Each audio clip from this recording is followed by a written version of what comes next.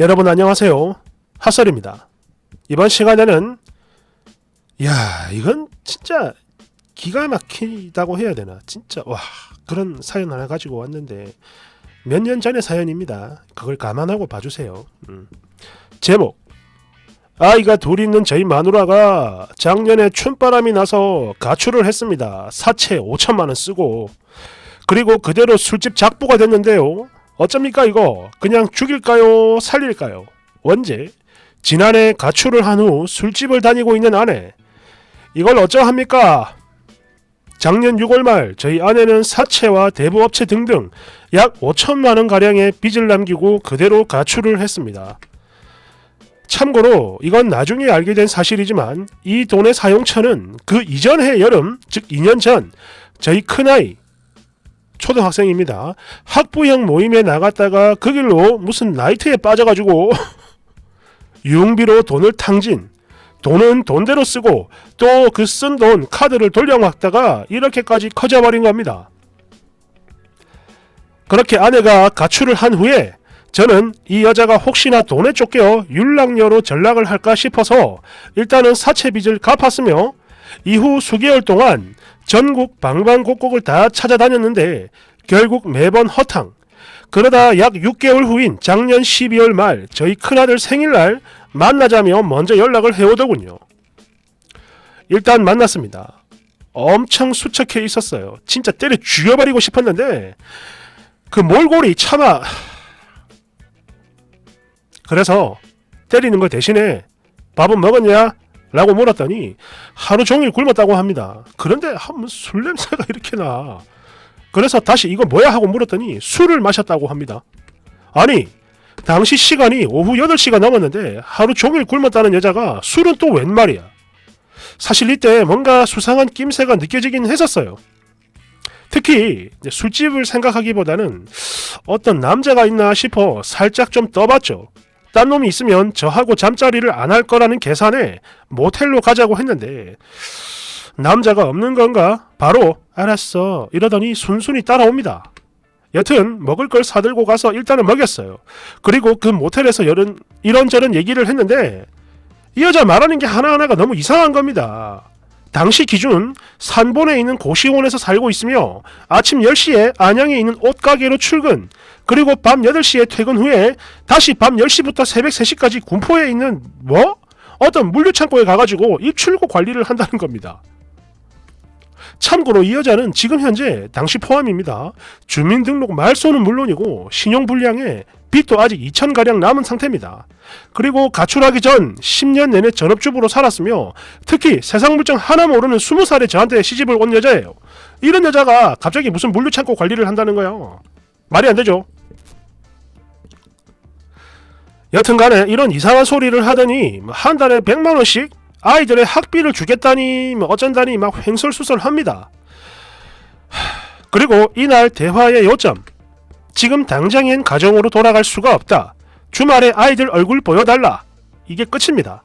거기다 또 그날 밤 10시에 일을 하러 가야 한다기에 다시 산본에 내려주고 그 주 토요일 아이들과 만나기로 약속을 했죠. 그렇게 헤어졌는데요. 아니, 이 여자가 약속했던 그날 잠수를 타버린 겁니다. 애들하고 계속 산본에서 몇 시간을 기다렸는데 전화가 안 돼요. 그러다 오후 8시 30분쯤에 겨우 연락이 됐는데, 아니 이건 그냥 이 여자에게 딸랑 문자 하나가 온 거죠. 보니까 사장의 아버지가 급사를 했다며 좀 늦겠다느니 어쩐다느니 하다가 그대로 또 연락이 안 됩니다. 이후로 다시 며칠 동안 전혀 연락이 안 됐어요. 그러다 해가 바뀌고 다시 1월 6일 약 보름 뒤였죠. 모르는 번호로 연락이 왔는데 받아보니까 아내였어요. 그리고 하는 말이 그러니까 이 번호는 본인 것이 아니라 사장 언니의 명의로 만든 폰인데 앞으로는 이 번호로 연락을 하라고 하는 겁니다.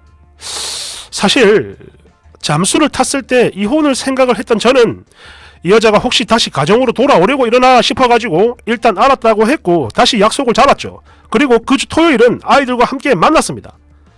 그런데 아니 이것도 뭐야. 그러니까 이 여자가 그날 저녁 8시 30분에 왔는데요. 또 술을 마시고 온 거야. 역시나 이날도 하루 종일 굶었고요. 먹는 걸 보니까 거짓말은 아닌 것 같았습니다. 막 미친듯이 먹더라고.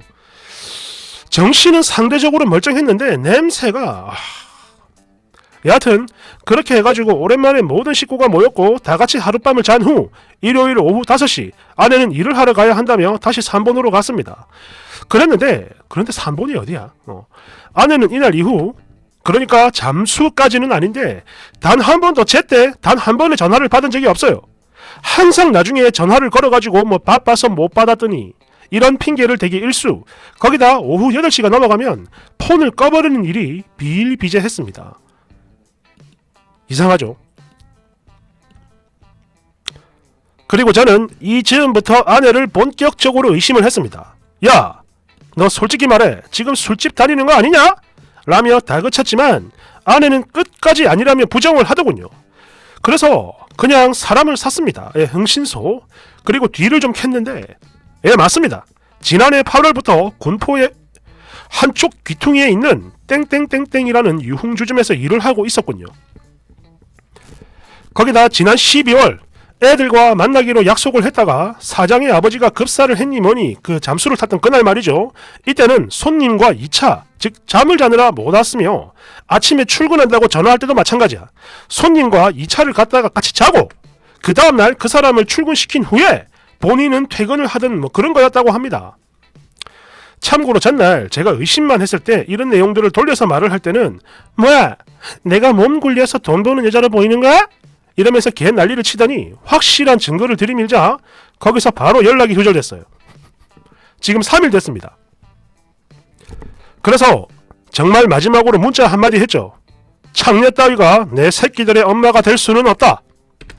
그랬는데 이 문자를 또 봤나 봅니다. 바로 어제 저희 딸아이가 8살인데 아빠 엄마한테 전화가 왔어 라며 이런 소리를 합니다. 꽁꽁아 지금 아빠가 우리를 못 만나게 해. 아 진짜 미쳐버리겠. 지금 애타게 엄마를 기다리고 있는 아이들한테 이런 사실을 말을 할 수도 없는 거고 정말 미치겠는데요. 저는 이제 어찌하면 되는 걸까요? 참고로 아내 친정엔 이미 이런 사실을 다 알렸는데요. 이대로 이혼을 하게 되면 나머지 2천만 원의 그 빚이 본인들에게 넘어오는 거 아니냐며 이젠 우리 식구 아니니까 김서방이 죽이든 살리든 이 마음대로 해라 이러면서 계속 모른 채 하는 중입니다. 와 댓글 1번 헐 이건 뭐 거의 단편 소설 줄거리를 읽는 느낌입니다. 아니 그리고 정말 죄송하지만 이거 진짜 장담컨대 그 여자는 절대 돌아오지 않아요.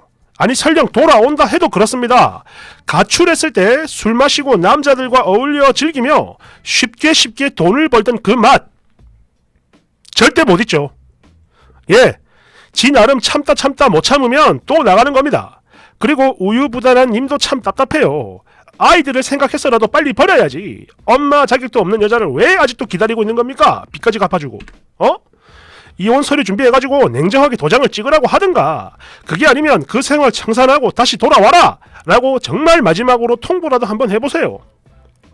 사실 이혼이라는 게 신중하게 생각을 해야 하고 아이들 때문에 참고 견뎌야 할 일일지는 모르겠으나 쓰니는 이미 그 시기가 훨씬 지난 것 같습니다. 물론 다 그런 건 아니겠지만 정말 살기 힘든 요즘에 불행한 가정의 한 단면을 보는 것 같아 또 남일 같지가 않아서 참으로 씁쓸하군요. 참고로 여기서 냉정하게 돌아선다 해도 아이들과 쓰니가 쓰러지는 건 아닙니다. 그저 새 출발한다 마음 다부지게 잡으시면서 그 여잔 잊어버리고 아이들만 신경 써서 잘 키우세요. 대댓글 쓰니 사실 저도 전날 밤에 그러니까 아내 가출하고 분노에 휩싸여 있었을 때 아이들 자고 있는 얼굴을 보면서 아무리 그래도 이 아이들을 정성으로 키울 수 있는 건 이 세상에 친엄마밖에 없다라는 생각에 대출 3천만 원 갚아주고 그렇게 기다려왔는데요. 남편도 대출을 내가지고 5천 중에 3천은 갚은 겁니다. 이야.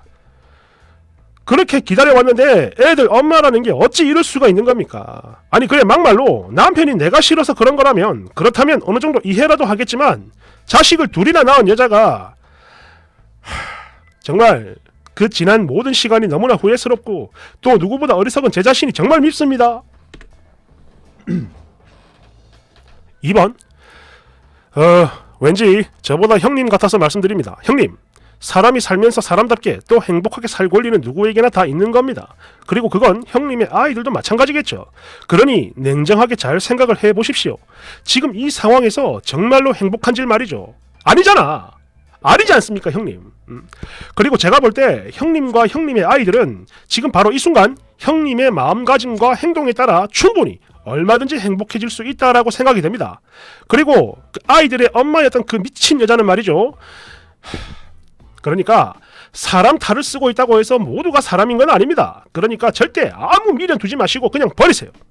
형님의 결정 하나에 따라 충분히 행복해질 수 있는 겁니다. 그러니 꼭 힘내시고 반드시 행복해지십시오. 파이팅! 3번.